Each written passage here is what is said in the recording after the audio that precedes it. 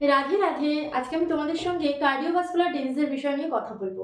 আমাদের কেন হয়ে থাকে, এক্সাক্ট কি এই ডিজিজটা এবং কাদের হয়ে থাকে বিশেষ করে, আর এর ট্রিটমেন্টটা কি, সেটা আমরা তোমাদের সঙ্গে অবশ্যই শেয়ার করবো। লাস্ট অব্দি ভিডিওটা দেখো।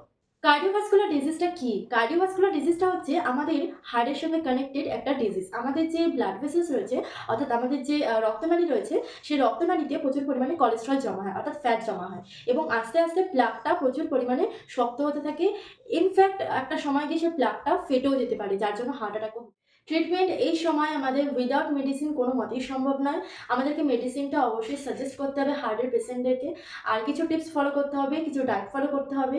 যেরকম আমাদের কোলেস্টেরল, অর্থাৎ চর্বি জাতীয় খাবার, চিনি জাতীয় খাবার, স্মোকিং, এগুলো আমাদের জীবন থেকে দূরে দিতে হবে। কারণ এই জিনিসগুলো আমাদের জীবনে থাকলে হার্ট কোনোদিনও সুস্থ হতে পারবে না। এবং সবথেকে প্রথমেই যেটা বলবো, আমাদের স্ট্রেস, টেনশন, এই জিনিসগুলো আমাদের মাথা থেকে কোলেস্টেরল বা ফ্যাটটা কেন জমা হচ্ছে, তার প্রথম কারণ হচ্ছে প্রচুর পরিমাণে কোলেস্টেরল জাতীয় খাবার দাবার খাওয়া, অয়েলি ফুড খাওয়া, চর্বি জাতীয় খাওয়া দাওয়ার খাওয়া।